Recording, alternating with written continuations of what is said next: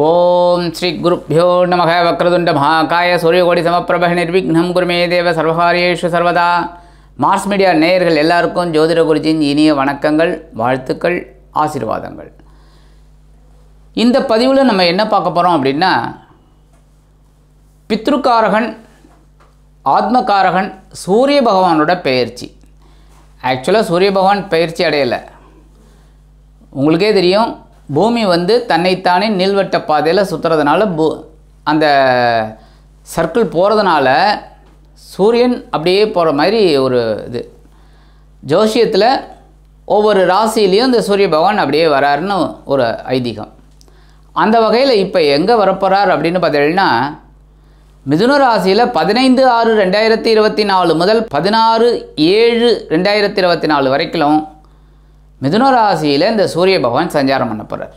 மிதுன ராசி புத பகவானோட வீடு இருந்தாலும் சூரியன் அங்கே சஞ்சாரம் பண்ணுறது சிறப்பு.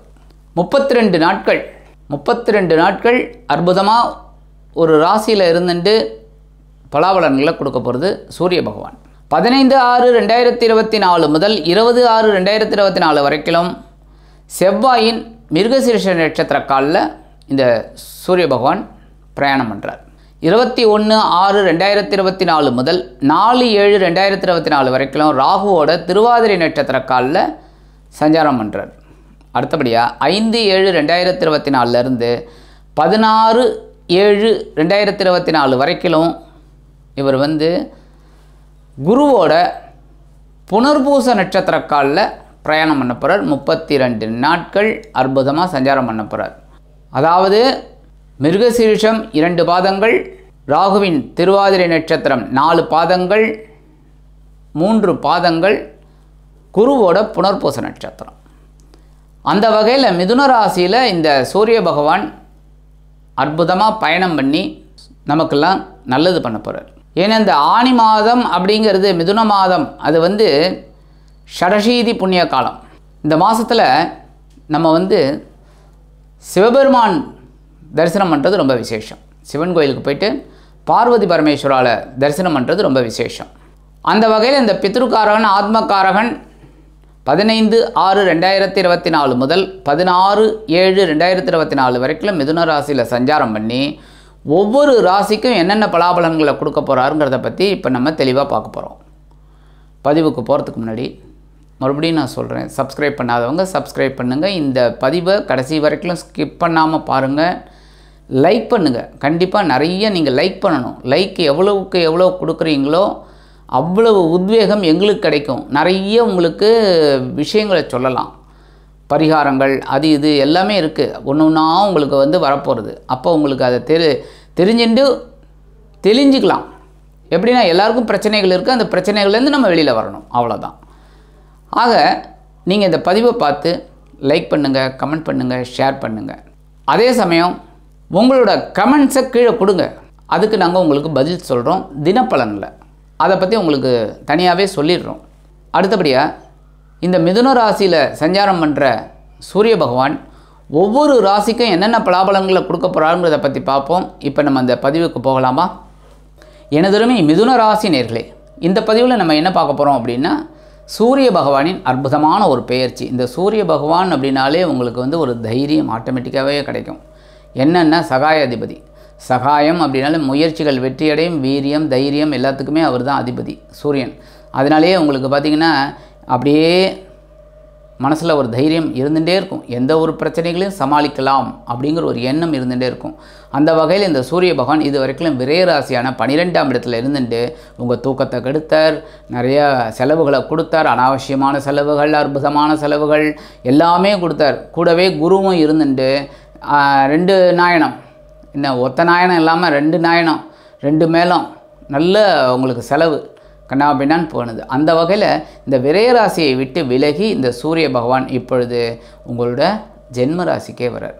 ஜென்ம ராசியில் வரும் காலம் நீங்கள் கவனமாக இருக்கணும். எந்த விஷயத்தில்? முக்கியமாக உடல் ஆரோக்கியம், பயணங்கள். கவனிங்க, உடல் ஆரோக்கியம், 2வது பயணங்கள், 3வது பேசும் வார்த்தைகள். சரியா? ஏன்னா ஒன்று, உடல் ஆரோக்கியம் சிறப்பாக இருக்கணும் அப்படின்னா உணவு கட்டுப்பாடு, இதெல்லாம் கண்டிப்பாக வேணும் இந்த நேரத்தில்.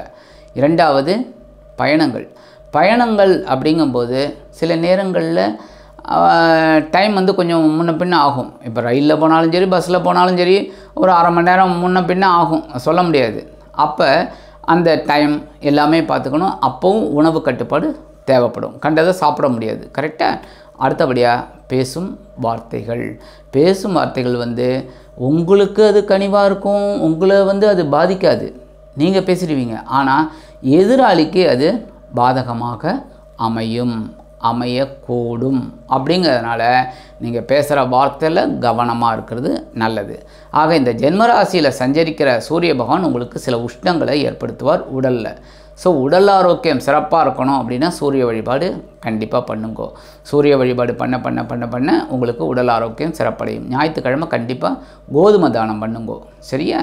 அடுத்தபடியாக 15/6/2024 முதல் 20/6/2024 வரைக்கும் 6-11 கூடைய அதிபதி செவ்வாயின் மிருகசீரிஷ நட்சத்திர காலில் இந்த சூரிய பகவான் பிரயாணம் பண்ணும்போது சில பேருக்கு எதிர்பாராத ஒரு கடன் வாங்கக்கூடிய ஒரு சூழல் உண்டாகும். சில பேருக்கு நோய் அதிகமாகலாம். அந்த நோய் அதிகமாகும், அதுன்னு தலையில் கூட அந்த இது வரலாம், தலைவலி அந்த மாதிரிலாம் வரத்துக்கு வாய்ப்பு இருக்குங்கிறதுனால நீங்கள் உடல் ஆரோக்கியத்தில் கவனம் எடுத்துக்கிறது நல்லதுங்க. கொடுக்கல் வாங்கலில் இருக்கிறவாலாம் ரொம்ப கவனமாக இருக்கணும். மற்றபடி தொழில், வியாபாரம், உத்தியோகம் எல்லாத்துலேயுமே வந்து நிதானமாக மேலதிகாரிகளை அனுசரிச்சுக்கணும். உங்கள் வேலை என்னமோ அதை செய்யணும். அந்த மாதிரி அதேமாரி சக ஊழியர்கள்ட்ட தட்டி கொடுத்து அப்படியே அனுசரிச்சுட்டு போகிறது, அனாவசியமான பேச்சு, அவங்களோட பர்சனல் விஷயத்துலலாம் தலையிடுறது அதெல்லாம் கூடாது. அதேமாரி தொழில் வியாபாரத்துலேயும் கூட்டாளிகள்கிட்டலாம் நெருக்கமாக இருக்கணுமே தவிர அனாவசியமான பேச்சு கூடாது. பணியாளர்கள் அப்படிங்கும்போது அவங்களோட அனாவசியமான சின்ன விஷயங்களில் அவங்கள வந்து எரிச்சல் படுத்துறது இதெல்லாம் கூடாது. அப்போ உங்களுக்கு பிரச்சனைகள் கண்டிப்பாக குறையும். அடுத்தபடியாக 21/6/2024 முதல் 4/7/2024 வரைக்கும் ராகுவின் திருவாதிரை நட்சத்திர காலில் இந்த சூரிய பகவான் பிரயாணம் பண்ணுறார். ராகு அப்படின்னாலே சூரியனுக்கு பகை, அது எல்லாருக்குமே தெரியும். ஜோசியம் பார்க்குறவங்களுக்கு மட்டும் இல்லை, ஜோசியம் சொல்கிறவங்களுக்கு மட்டும் இல்லை, எல்லாருக்குமே தெரியும்.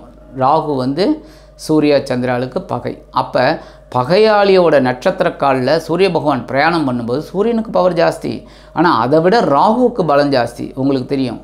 ஸோ இந்த நேரத்தில் நீங்கள் எல்லா விஷயத்துலேயும் ரொம்ப ரொம்ப ரொம்ப ரொம்ப கவனமாக இருக்கணும். தொழில் வியாபாரத்தில், உத்தியோகத்தில், முக்கியமாக உடல் ஆரோக்கியம், பிரயாணம், பேசும் வார்த்தைகள் எல்லாத்துலேயுமே நீங்கள் அக்கறை எடுத்துக்கிறது நல்லது. ஏன்னா ஜென்ம ராசியில் சூரிய பகவான் உஷ்ணமான கிரகம். ஜென்மம் அப்படின்னா என்ன, நேர அவரோட கதிர்வீச்சுகள் உங்ககிட்ட தான் வருது. அப்போ நீங்கள் கவனமாக இருக்கணும். ஏன்னா அவரோட பார்வைங்கும்போது 7ஆம் இடமாகிய கலத்திர ஸ்தானத்தில் விழுது. கலத்திரம் அப்படின்னாலே என்ன, நமக்கு பெட்டர் ஹாஃப் அப்படிங்கும்போது அவங்க மூலமாக பிரச்சனைகள் வந்ததுன்னா அது நமக்கு தான் பாதகம். கரெக்டாக? அதுக்கு தான் பெட்டர் ஹாஃப்னு சொன்னாங்க. ஸோ அவங்க மூலமாக நமக்கு ஒரு பிரச்சனை வருதுன்னா நமக்கு தான் பிரச்சனை. ஆக இந்த காலகட்டத்தில் நம்ம ரொம்ப கவனமாக இருக்கணும். 5/7/2024 முதல் 16/7/2024 வரைக்கும் குருவின் புனர்பூச நட்சத்திர காலில் இந்த சூரிய பகவான் பிரயாணம் பண்ணும்போது கொஞ்சம் பரவாயில்லை, அப்படியே கொஞ்சம் அந்த பாசிங் க்ளவுட்ஸ் அப்படியே விலகும், ஓரளவுக்கு பரவாயில்லைங்கிற ஒரு சிச்சுவேஷன் உங்களுக்கு வரும். கிட்டத்தட்ட ஆயிடுச்சு, ஒரு 3/4 மாதம் ஓடிப்போச்சு. அதனால் இப்போ நீங்கள் ஓரளவுக்கு மூச்சு விட்டுக்கலாம். இருந்தாலும் கவனமாக இருக்கிறது நல்லது. ஆனால் இந்த நேரத்தில் உங்களுக்கு பொழுதுபோக்கு அம்சங்கள், ஒரு விலை உயர்ந்த பொருட்கள் இதெல்லாம் வாங்கக்கூடிய ஒரு சூழலும் உங்களுக்கு உண்டாகும். இந்த நேரத்தில் குருங்கும்போது அவர் 7-10 கூடை அதிபதிங்கிறதுனால தொழில் வியாபாரம் நல்லபடியாக இருக்கும். உத்தியோகத்துலேயும் ஒரு உயர்வுகள்லாம் கிடைக்கும். மற்றபடி வாழ்க்கை துணை உங்களுக்கு இப்போ அண்டர்ஸ்டாண்டிங்காக வருவாங்க. வாழ்க்கை துணை மூலமாக சில நன்மைகள் நீங்கள் எதிர்பார்க்கலாம். கூட்டாளிகள், நண்பர்கள் இவங்கெல்லாம் ரொம்ப அனுகூலமாக இருப்பாங்க. இந்த நேரத்தில் இந்த தொலைத்தொடர்பு துறையில் வேலை பார்க்குறவர்களுக்கெல்லாம் ஒரு உன்னதமான ஒரு நேரமாக அமையும். மற்றபடி நான் ஏற்கனவே சொன்ன மாதிரி சூரிய வழிபாடு கண்டிப்பாக பண்ணுங்க.